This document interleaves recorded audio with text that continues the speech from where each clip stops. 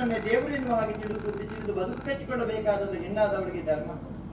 ಆದರೆ ಒಂದುಂಟು ದೊರೆ, ಹೆಣ್ಣಾದವಳಿಗೆ ಎರಡು ಮನೆ, ಒಂದು ತಾನು ಹುಟ್ಟಿದ ಮನೆ ಮತ್ತು ತಾನು ಸೇರಿದ ಮನೆ. ತನ್ನ ಪತಿಗ್ರಹದಲ್ಲಿ ಬೇಕಾದಷ್ಟು ಸಂಪತ್ತಿದ್ದರೂ ಕೂಡ ಹೆಣ್ಣಿನ ಮನಸ್ಸು ಬಯಸುವುದು ತನ್ನ ತವರು ಮನೆಯನ್ನು. ತನ್ನ ತವರು ಮನೆಯಲ್ಲಿ ಏನಾದರೂ ವಿಶೇಷವಾದಂತಹ ಸಂಭ್ರಮಾಚರಣೆ ಆಗುವಾಗ ತನ್ನ ತಂದೆ ತಾಯಿಗಳ ಹೊತ್ತಿಗೆ ಕುಳಿತು ಒಂದು ಹೊತ್ತಿನ ತುತ್ತು ಅನ್ನವನ್ನಾದರೂ ಉಣ್ಣಬೇಕೆನ್ನುವ ಹಾಗೆ ಮನಸ್ಸಾಗುವುದಿದ್ದರೆ ಅದು ಹೆಣ್ಣು ಮಕ್ಕಳಿಗೆ ಲೋಕದಲ್ಲಿ ಸಹಜವಾದ ಗುಣ. ನಾನು ಹಾಗೆ ದೊರೆ, ಹೀಗಿರುವಾಗ ಬೇಡ ಅಂತ ಹೇಳಬೇಡಿ, ಹೇಳಿ ಎದ್ದೇಳಿ ಆ ಕಡೆಗೆ ಸಾಗೋಣ, ಹೋಗಿ ಬರೋಣ, ನಾನು ಇದ್ದೇ ಕಡೆಗೆ ಬರೋಣ. ಇಲ್ಲಿ ಕೊರತೆಯಾಗಿದೆ ಅನ್ನುವುದಕ್ಕಾಗಿ ನೀ ಪಿತೃಗೃಹವನ್ನು ಹಾರೈಸುತ್ತಿರುವುದಲ್ಲ. ಇಲ್ಲಿ ಎಷ್ಟೇ ವೈಭೋಗಗಳಿದ್ದರೂ ಪಿತೃಗೃಹದಲ್ಲಿ ಆಗುತ್ತಿರುವಂತಹ ಒಂದು ಕಾರ್ಯ ಅನ್ನುವಂತಹ ಕಾರಣದಿಂದ ಹೋಗಿ ಪಾಲ್ಗೊಳ್ಳಬೇಕು ಅನ್ನುವಂತಹ ಉತ್ಸಾಹ ನಿನ್ನಲ್ಲಿ ಉಂಟಾಗಿದೆ.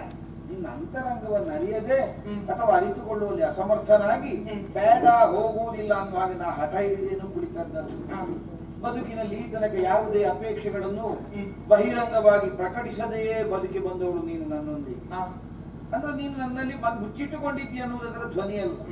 ಅಂತರಂಗದಲ್ಲಿ ನನ್ನ ಸಾಂಗತ್ಯವನ್ನು ಹೊರತುಪಡಿಸಿ ಮತ್ತೊಂದನ್ನು ನೀನು ಈ ತನಕ ಅಭಿಲಕ್ಷಿಸಲಿಲ್ಲ, ಅಭಿಲಾಷಿಸಲಿಲ್ಲ ಅಂತ ಇಲ್ಲ.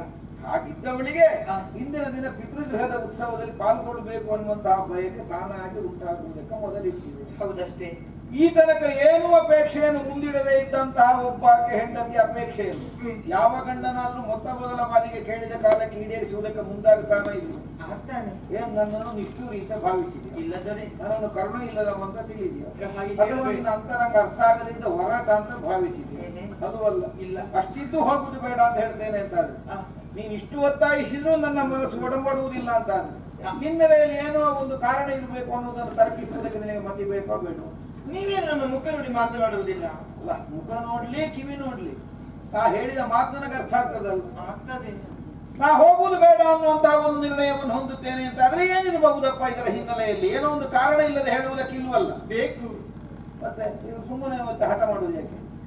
ಅಲ್ಲಿ ನನ್ನ ಮುಖ ನೋಡಿ ನೀವೇನು ಮುಖ ಧರಿಸುವುದು? ತಿರುಗಿಲ್ಲ, ಮುಖ ತಿರುಗಿಸುವುದಲ್ಲ, ಹೋಗುವುದು ಬೇಡ ಬೇಡ ಅಂತ ಹೇಳಿದ್ರೆ ಅಲ್ಲಿ ಕಾರಣ ಉಂಟೆ. ಏನು ಕಾರಣ ಇಲ್ಲದೆ ಹೋಗುದು ಬೇಡ ಹೇಳ್ತೇನೆ. ಈ ತನಕ ನಿನ್ನ ಇಷ್ಟವನ್ನು ಬೇಡ ಅಂತ ಹೇಳಿದ್ದೇನು? ಈ ತನಕ ಇಲ್ಲ. ಇಂದೀಗ ಬೇಡ ಅಂತೇನಂದ್ರೆ ಅರ್ಥ ಏನು? ಏನೋ ಒಂದು ಪ್ರಧಾನವಾದ ಉದ್ದೇಶ ಉಂಟು. ಏನದು? ಏನದು ಅಂತೇಳಿ ನೀನು ಕೇಳಿದಾಗಲ್ಲ ಹೇಳಲಿಕ್ಕೆ ಆಗ್ತದೆ. ಕೆಲವನ್ನೆಲ್ಲ ಹೇಳಬಹುದು, ಕೆಲವನ್ನೆಲ್ಲ ಹೇಳಬಾರದು, ಕೆಲವೊಂದು ಹೇಳದಿದ್ದು ನಾವು ಅರ್ಥ ಮಾಡಿಕೊಳ್ಳಬೇಕಾಗ್ತದೆ. ತಿಳಿಸಿಕೊಳ್ತೇನೆ ದೊರೆ, ಕಾರಣ ಏನು ಅಂತ ಹೇಳಿ. ತಿಳಿಯಲೇಬೇಕು. ತಿಳಿಯಲೇಬೇಕು. ಕಾರಣ ಗೊತ್ತಾದ್ರೆ ಮತ್ತೆ ಹೋಗ್ಬೇಕು ಅಂತ ಹಠ ಮಾಡುದಿಲ್ಲ. ನೋಡೋಣ. ಸರಿಯಾದ ಕಾರಣ ಇದ್ದೇ ಹೇಳಿ.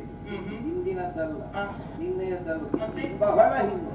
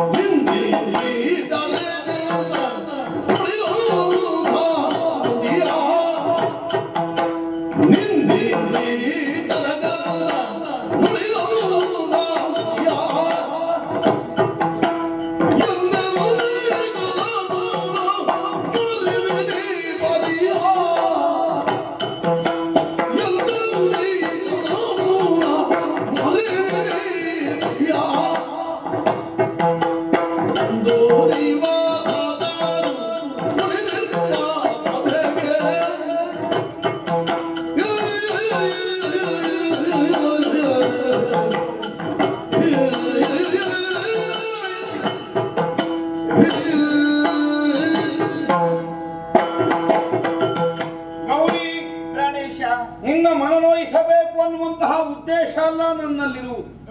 ಕಾರಣವಿಲ್ಲದೆ ಹೋಗುವುದು ಸಲ್ಲ ಅನ್ನುವಂತಹ ಹಠ ಹಿಡಿದವನಲ್ಲ ನಾನು. ಇಂದು ನಿನ್ನೆಯದಲ್ಲ. ಇಂತಹ ಒಂದು ಕಠೋರವಾದಂತಹ ನಿರ್ಣಯವನ್ನು ನಾನು ಕೈಗೊಳ್ಳಬೇಕಾದಂತಹ ಅವಶ್ಯಕತೆಯನ್ನು ಮನಗಂಡದ್ದು ಬಹಳ ಹಿಂದೆಯೇ ಹೌದು. ಬಹಳ ಹಿಂದೆ ನಿನಗೆ ತಿಳಿದಿದೆ. ಗಂಗಾ ಯಮುನ ಸರಸ್ವತಿ ಸಂಗಮ ಕ್ಷೇತ್ರವಾದಂತಹ ಸಿಂಹ ಕ್ಷೇತ್ರದಲ್ಲಿ ಮರೀಚಿ ಬ್ರಹ್ಮ ಕೈಗೊಂಡಂತಹ ಜ್ಞಾನ ಸತ್ರ ಅಧ್ಯಕ್ಷನಾಗಿ ನಾನೇ ಇರಬೇಕು ಅನ್ನುವ ಹಾಗೆ ಸರ್ವರ ಕೇಳಿಕೆಯನ್ನು ಒಪ್ಪಿ ಅಧ್ಯಕ್ಷ ಸ್ಥಾನವನ್ನು ಸ್ವೀಕರಿಸಿ ನಾನು ತೆರಳಿದ್ದರೂ ನೀನು ಬಂದೆ.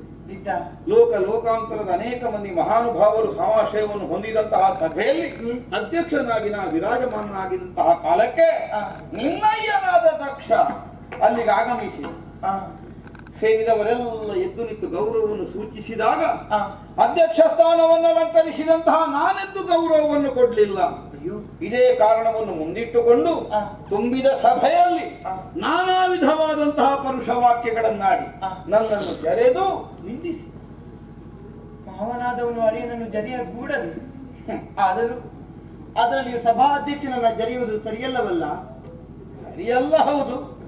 ನಿಂದಿಸಿ ಜರೆದ ಮಾತ್ರ ಅಲ್ಲ, ತುಂಬಿದ ಸಭೆಯಲ್ಲೇ ತನಗೆ ಅಪಮಾನವಾಯಿತು ಅನ್ನುವಂತಹ ಕಾರಣವನ್ನು ಮುಂದಿಟ್ಟು ಸಭಾತ್ಯಾಗವನ್ನೇ ಮಾಡಿ. ನೀನೇ ಯೋಚನೆ ಮಾಡು. 1000 ಮಂದಿಗಳ ಮಧ್ಯದಲ್ಲಾಗುವಂತಹ ಅಪಮಾನ ಸಾವಿಗೆ ಸಮಾನ. ಇಷ್ಟೆಲ್ಲವನ್ನು ಆದರೂ ಸಹಿಸಿ ನುಂಗಿಕೊಂಡು ಕುಳಿತದ್ಯಾಕೆ? ದಕ್ಷ ಪ್ರಜೇಶ್ವರನಿಗೂ ನನಗೂ ಆದಂತಹ ವಿವಾದವನ್ನು ನಿನ್ನ ಮನಸ್ಸಿಗೆ ನೋವು ಕಾರಣವಾಗಿ ಪರಿಣಮಿಸಕೂಡದು ಅನ್ನುವಂತಹ ಒಂದೇ ಒಂದು ಉದ್ದೇಶದಿಂದ ಈಗ ನನಗೊದಗಿದಂತಹ ಕ್ಲೇಶವನ್ನು ಸಂಕಟವನ್ನು ನಿನ್ನಲ್ಲಿ ಹೇಳಿದರೆ ನನ್ನವರಿಗೆ ಹೀಗಾಗಿ ಹೋಯ್ತಲ್ಲ ಅನ್ನುವ ಹಾಗೆ ನೀನು ಸದಾ ಕ್ಲೇಶಕ್ಕೆ ಒಳಗಾಗುವ ಹಾಗಂತ ಒಂದು ಸನ್ನಿವೇಶ ಸೃಷ್ಟಿಯಾಗುತ್ತದೆ. ಅದಾಗಕೂಡದು ಅನ್ನುವುದಕ್ಕಾಗಿ ಇಷ್ಟರ ತನಕ ನಿನ್ನಲ್ಲಿ ಹೇಳದೆ ಉಳಿದಿದ್ದೆ. ಈಗ ಸಂದರ್ಭ ಬಂದಾಗ ಹೇಳಿದ್ದೇನೆ, ವಿಷಯ ಗೊತ್ತಾಯ್ತು. ಆದ್ರೆ ಸ್ವಾಮಿ, ಶೀಘ್ರಕೋಪಿಗಳು ನನ್ನ ತಂದೆ ಸಣ್ಣ ಸಣ್ಣ ವಿಚಾರಕ್ಕೆ ಬೇಕಾಗಿ ಮಹತ್ತರವಾದ ಸಿಟ್ಟನ್ನೇ ಪ್ರದರ್ಶಿಸುತ್ತಾರೆ. ಆದರೆ ದೀರ್ಘ ದ್ವೇಷಿಗಳಲ್ಲ. ಅಂದು ಮಾಡಿದ ಸಿಟ್ಟನ್ನು ಮರೆತಿರಬಹುದಲ್ಲ. ಕಾಲ ಎಷ್ಟೋ ಸಂದು ಹೋಗಿದೆ ಅಲ್ಲವೇ? ಆದ್ದರಿಂದ ಆ ವ್ಯಾಜ್ಯವನ್ನು ಮರೆತಿರಬಹುದು. ಮರೆತಿದ್ದಾರೆ ಅಂತ ಭಾವಿಸಿದೆಯಾ? ಈ ಯಜ್ಞ ಯಾಕೆ ಬಲ್ಲಯ್ಯ ನೀನು? ಯಾಕೆ?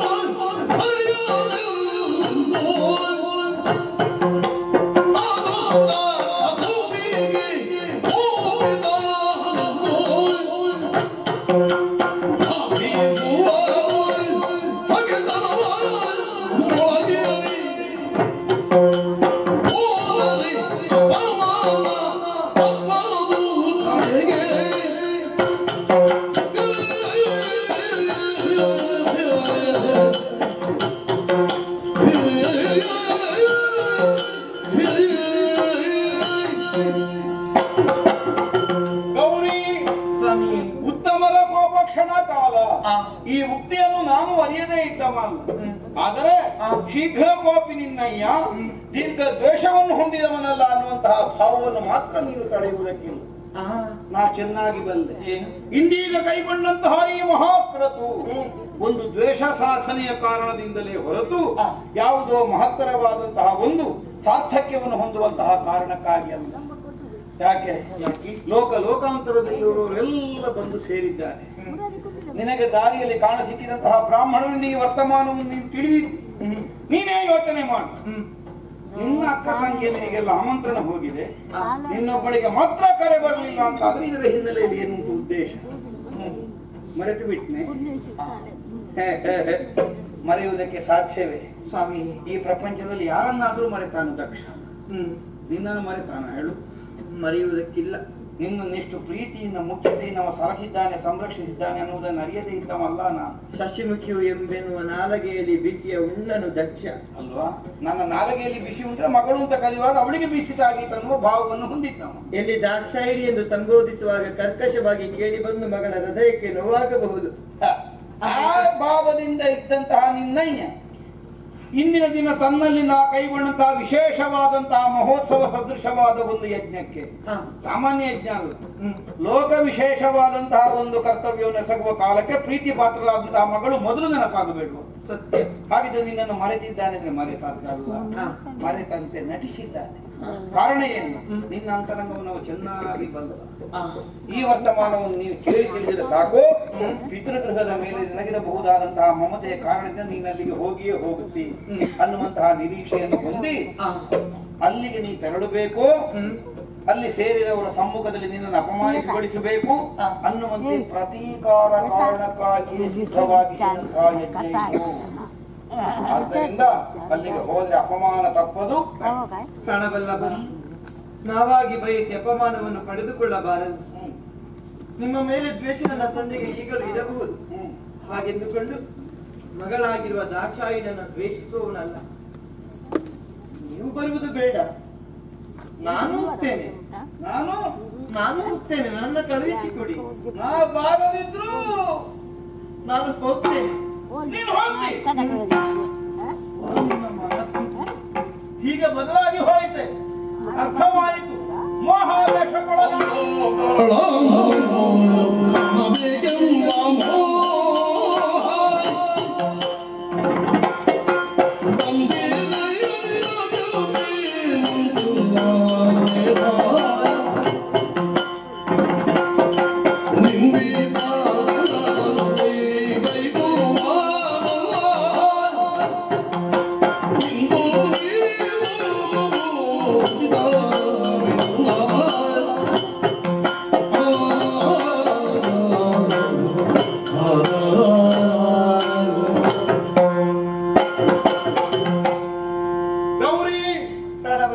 ನಮಗೆ ನಮ್ಮದೇ ಆದ ನಿಲುಮೆ ಅಂತ ಒಂದು ಬೇಡ. ಗಳಿಗೆ ಗೊಂದಲಲ್ಲ. ಈ ತನಕ ನಾವೇನನ್ನು ಪ್ರಪಂಚದಲ್ಲಿ ಸಿದ್ಧವಾಗಿಸಿಕೊಳ್ಳುವುದಕ್ಕೆ ಮುಂದಾಗಿದ್ದೇವೆ, ಸಿದ್ಧಾಂತವಾಗಿ ರೂಪಿಸಿದ್ದೇವೆ. ಅದಕ್ಕೆ ವಿರುದ್ಧವಾದದ್ದನ್ನು ಆಚರಿಸುವುದಕ್ಕೆ ಸಾಧ್ಯವಿಲ್ಲ. ನುತಿಸುವ ಮಂದಿಗಳಲ್ಲಿಗೆ ಹೋಗುವುದಕ್ಕೆ ನಮಗಾಗುವುದಿಲ್ಲ, ಮತ್ತೆ ನಿಂದಿಸುವವರಲ್ಲಿಗೆ ನಾವು ಹೋಗ್ಲಿಕ್ಕೆ ಉಂಟು. ನಿನ್ನ ಮನಸ್ಥಿತಿ ಏನು ಅನ್ನುವುದು ನನಗೆ ಅರ್ಥ ಆಗಿದೆ. ಎಂದಿಲ್ಲದ ಮೋಹಾವೇಶಕ್ಕೆ ನೀನೊಳಗಾಗಿದ್ದಿ. ಯಾವಾಗ ಪ್ರಾಚೀನ ಬರಗಿಯನ್ನು ತೊರೆದು ಈ ಕೈಲಾಸಗಿರಿಯನ್ನು ನಿನ್ನ ಮನೆ ಎಂದು ಭಾವಿಸಿ ನೀನು ಹೊರಟು ಬಂದಿದ್ದೀಯೋ, ಆಮೇಲೆ ಒಮ್ಮೆಯೂ ನಿನಗೆ ಪ್ರಾಚೀನ ಬರಹಿಯ ನೆನಪಾಗಲಿಲ್ಲ. ಇಲ್ಲ, ನಿನ್ನ ಅಕ್ಕ ತಂಗಿಯರನ್ನು ಕಾಣಬೇಕು ಅನ್ನುವಂತಹ ಅಭಿಪ್ರಾಯ ನಿನ್ನ ಮನದಲ್ಲಿ ಮೂಡ್ಲಿಲ್ಲ. ಆದ್ರೆ ಇಂದಿನ ದಿನ ಅದೇ ನಿನ್ನಲ್ಲಿ ಅಧಿಕವಾಗಿ ಬಿಂಬಿಸ್ತದೆ ಅಂತ ಅದರ ಅರ್ಥ ಏನು? ನೀವು ಮೋಹವಶಳಾಗಿದ್ದಿ, ಯಥಾರ್ಥ ದರ್ಶನಕ್ಕಿಂತ ತುಂಬಾ ಹೊರಗುಳಿದಿದ್ದಿ ಅಂತ ಅರ್ಥ. ಬಂಧುಗಳನ್ನು ಕಾಣುವ ಮೋಹ. ಆದ್ದರಿಂದ ಈ ತನಕ ನಮ್ಮೊಳಗೆ ಏನು ಸ್ನೇಹವಿತ್ತು, ಆ ಸ್ನೇಹದ ಸಂಬಂಧವನ್ನೇ ನೀ ಸಡಿಲಗೊಳಿಸುವುದಕ್ಕೆ ಯತ್ನಿಸ್ತೀವಿ. ಆದ್ರೆ ಕ್ಷಣವಾದರೂ ನನ್ನನ್ನು ಬಿಟ್ಟಿರುವುದಕ್ಕೆ ಒಪ್ಪದೇ ಇದ್ದ ನಿನ್ನ ಮನಸ್ಸು ಹಿಂದೇನು ಹೇಳ್ತದೆ? ನೀವು ಬಾರದಿದ್ರೂ ಚಿಂತಿಲ್ಲ, ನಾ ಹೋಗುತ್ತೇನೆ. ನಾನು ಹೋಗ್ತೇನೆ. ನನ್ನನ್ನು ಬಿಟ್ಟಾದ್ರೂ ನಿನ್ನ ಪಿತೃಗೃಹದ ಉತ್ಸವದಲ್ಲಿ ಪಾಲ್ಗೊಳ್ಳಬೇಕು ಅನ್ನುವಂತ ಅಪೇಕ್ಷೆ. ನಾನು ಹೋಗ್ತೇನೆ, ನನ್ನ ಕಳುಹಿಸಿಕೊಡಿ. ನಿಂದಿಸುವವರಲ್ಲಿಗೆ ನಾ ಹೋಗುವವನಲ್ಲ. ನೀವು ಬರಬೇಡಿ, ನಾನು ಹೋಗಿ ಬರ್ತೇನೆ. ನಾನು ಹೋಗ್ತೇನೆ. ನೀ ಹೋಗುವುದು ಹೋಗುದೇ ಬೇಡ.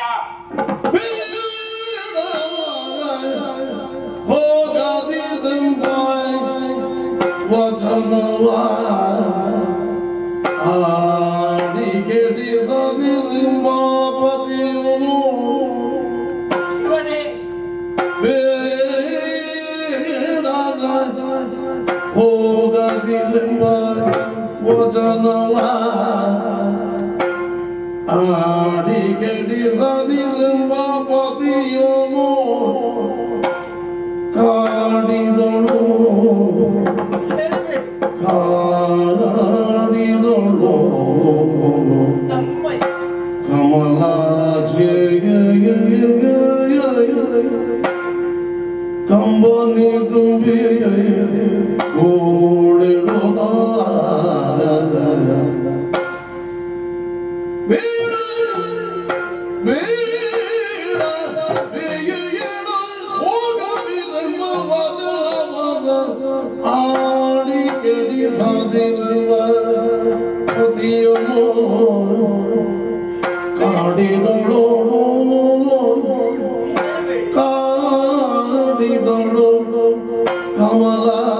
ಕಮಲಾಕ್ಷಿ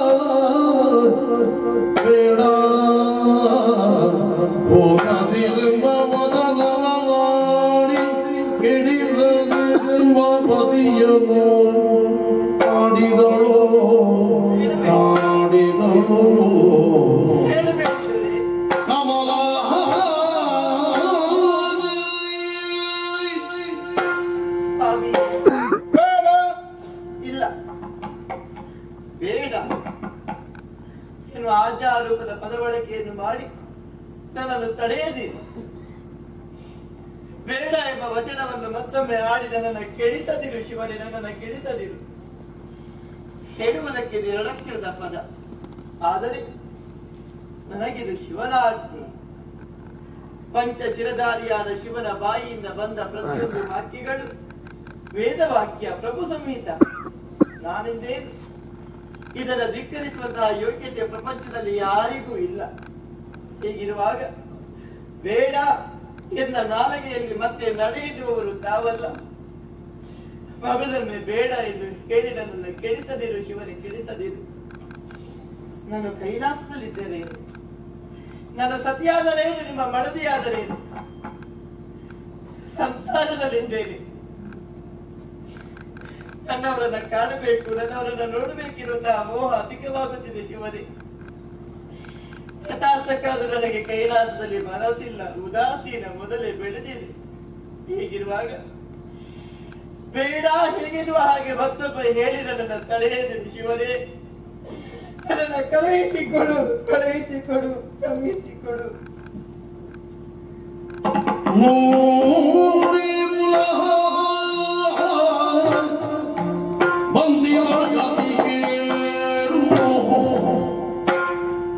ನೋಡಿ ಬಂದಿ ಬಳಗದಿಗೆ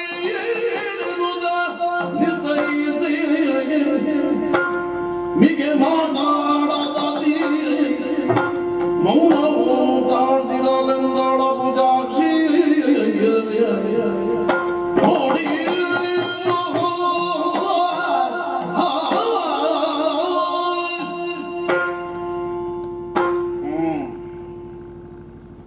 ಮೋಹವಶಳಾಗಿ ಹೋಗಿದ್ದಾಳೆ.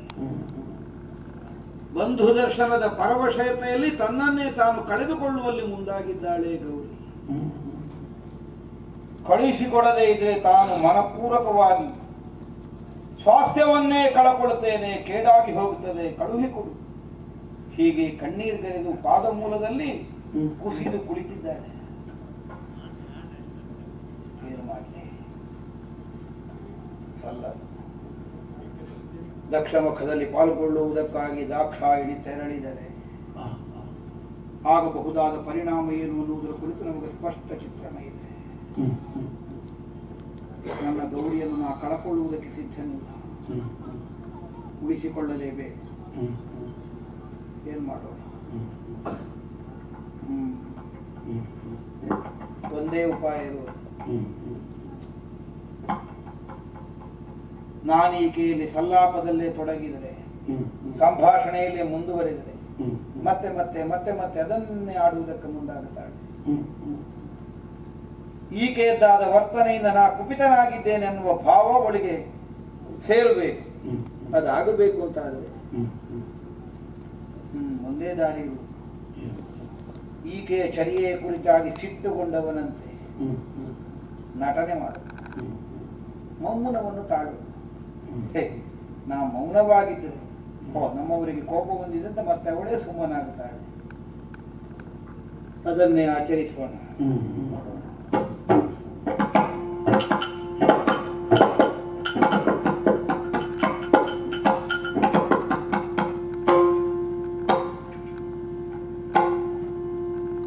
ನಿಲ್ಲದು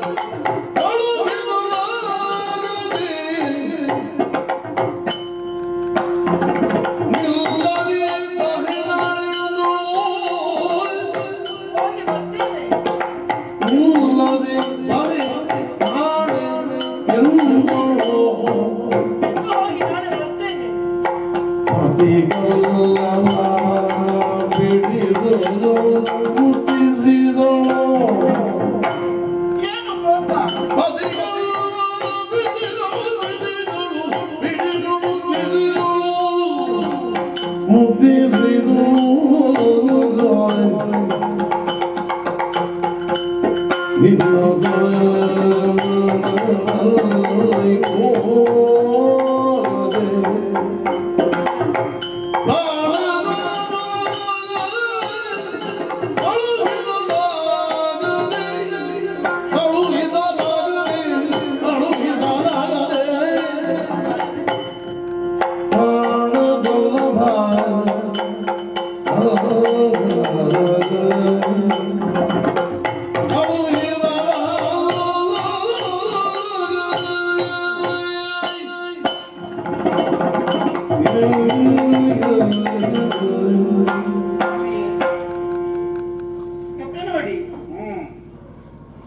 ಅದೇನು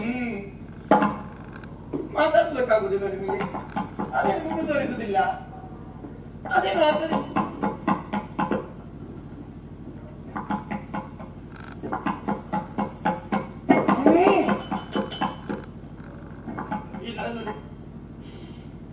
ಸಿಟ್ಟು ಮಾಡಿಕೊಳ್ಳಬೇಡಿ, ನನ್ನ ಮನಸ್ಸು ಕೇಳುತ್ತಿಲ್ಲ. ನನಗೆ ನೆನಪಾಗುವುದು ಪ್ರಾಚೀನ ಬರಿ. ನನ್ನ ತಂದೆ ತಾಯಿಗಳು, ಬಂಧು ಬಳಗ, ಬಾಂಧವರು, ಅಕ್ಕ ತಂಗಿಯಂದಿರು, ಯಾಗ ಮಂಟಪ, ಎನ್ನಬ್ಬೆ, ಇವರನ್ನೆಲ್ಲ ಕಾಣಬೇಕು, ಇವರ ಜೊತೆಗೂಡಿ ಸಂತೋಷವನ್ನು ಅನುಭವಿಸಬೇಕೆನ್ನುವ ಹಾಗೆ ಆಸೆ ಅಧಿಕವಾಗುತ್ತಾ ಇದೆ. ಕಳುಹಿಸಿಕೊಡಿ. ಬರುವುದಿಲ್ವಾ? ನಾನು ಇಂದು ಹೋಗಿ ನಾಳೆ ಇದ್ದು ಮತ್ತೆ ಬರ್ತೇನೆ.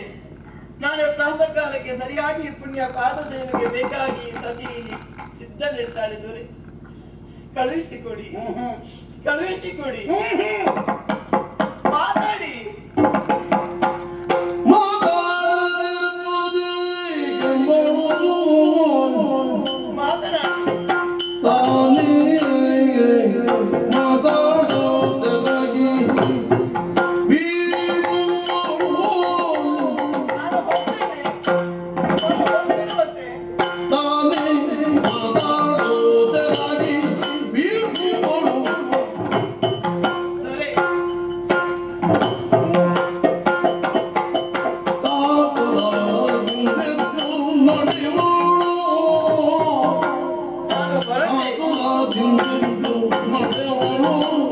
ನಾನು ಹೋಗ್ತೇನೆ, ಕಳುಹಿಸಿಕೊಡಿ.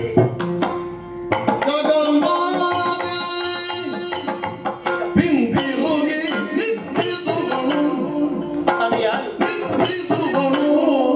ಜಗನ್ಮಾತೆ ಸತೀದೇವಿ.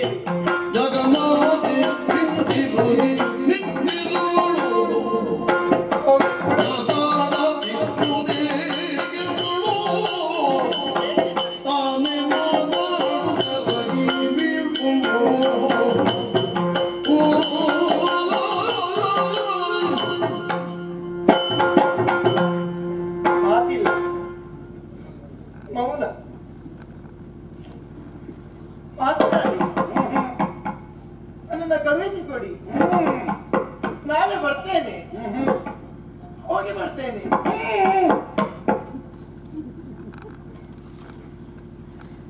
ಮಾತನಾಡುವುದಿಲ್ಲ.